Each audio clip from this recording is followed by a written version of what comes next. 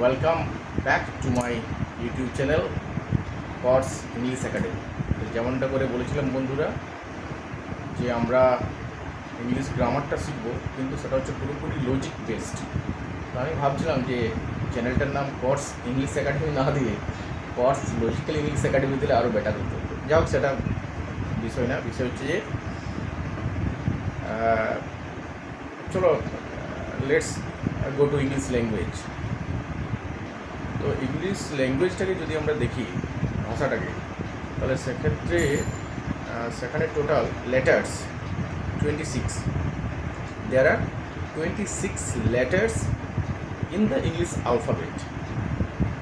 তো 26টা বর্ণ রয়েছে। লেটার মিনস হচ্ছে বর্ণ, আমরা প্রত্যেকে জানি। এবং ভেবে দেখো, যখন আমরা লিখছি বা যখন আমরা বলছি কোনো কিছু, এই লেখা এবং বলা এই দুটো ক্ষেত্রে কিন্তু এই মানে পুরো খেলাটা হচ্ছে 26 লেটার্সকে নিয়ে, এই 26টা বর্ণকে নিয়ে তার মধ্যে। তো এরপরে যদি আমরা ইংলিশ ল্যাঙ্গুয়েজের স্ট্রাকচারটা দেখি, তাহলে সেক্ষেত্রে দেখতে পাচ্ছি যে আমরা শুরুতে হচ্ছে তোমার 26 লেটার্স, মানে 26টা বর্ণ। কখনোই 26 আলফাবেটস হবে না, ইটস অ্যাবসলিউটলি রং। কারণ আলফাবেট মানে হচ্ছে বর্ণমালা, আর যখন তুমি আলফাবেটস বলে দিচ্ছ তখন কিন্তু শুধু ইংলিশ নয়, মানে তখন হচ্ছে বিভিন্ন ভাষা। সুতরাং আলফাবেট আলাদা, letters, yes you can say 26 letters. একসাথে 26টা লেটারকে বলে আলফাবেট। তো আলফাবেট আর লেটারের বিষয়টা আশা করি বুঝতে পারলে। তো এখানে আমার আলফাবেট বা লেটার পড়ানো মোটিভ নয়।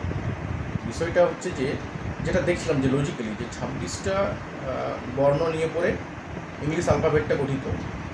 এবং এই 26টা বর্ণকে, 26টা লেটার্সকে যদি আমরা একটু অবজার্ভ করি, তাহলে সেক্ষেত্রে এটাকে দুটো ক্যাটাগরিতে ভাগ করা হয়েছে।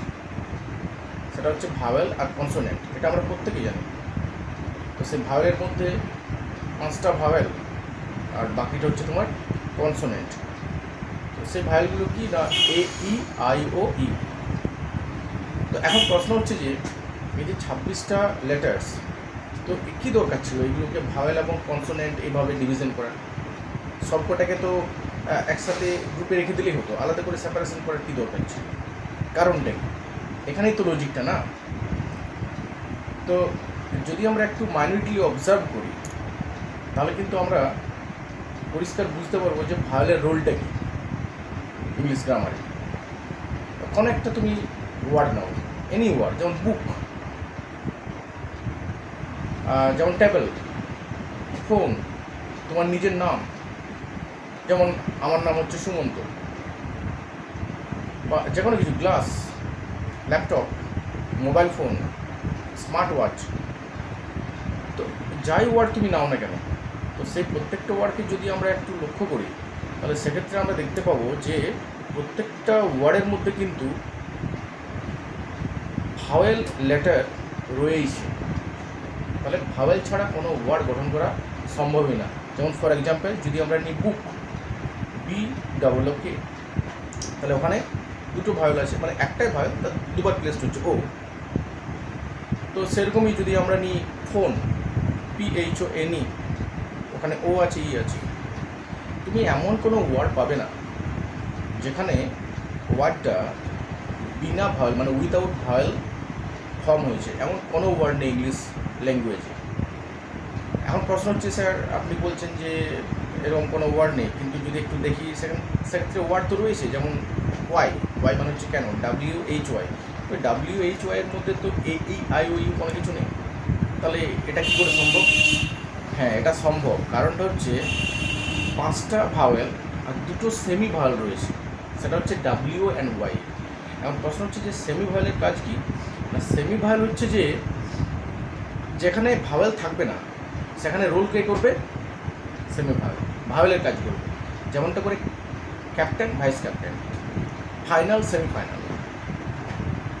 ক্লিয়ার? তো যখন ক্যাপ্টেন থাকে না, সেই ক্যাপ্টেনের রোলটা কে প্লে করে? ভাইস ক্যাপ্টেন করে না? তো সিমিলারলি এই যে W আর Y, এই যে এই দুটো হচ্ছে সেমি ভাওয়েল।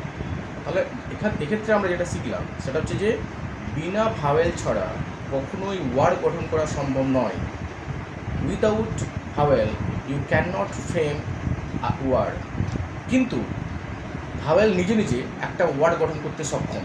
যেমন আমি যদি বলি আমার একটি পেন আছে, তুমি ইংলিশে কী বলবে? I have a pen. তাহলে তুমি কী বললে? I have a pen. তাহলে আই একটা এখানে কিন্তু লেটার নয়, আই হচ্ছে নিজে নিজে একটা ওয়ার্ড। আই মানে আমি। আবার হ্যাভ সেটা একটা ওয়ার্ড। আবার এ কিন্তু এখানে লেটার নয়, বর্ণ নয়, এ হচ্ছে এখানে একটা শব্দ। এ মানে একটি। তাহলে এক্ষেত্রে কী বুঝতে পারছি? দেখো আই এবং এরা দুটো কিন্তু ভাওয়েল, একা একা প্লেসড হয়েছে, কিন্তু এক্ষেত্রে এরা কিন্তু বর্ণ নয়, এরা হচ্ছে কি ওয়ার্ড। তার মানে কি শিখলাম? যে ভাওয়েল নিজে নিজে ওয়ার্ড গঠন করতে সক্ষম, কিন্তু বিনা ভাওয়েল ছাড়া কখনোই ওয়ার্ড গঠন করা সম্ভব নয়।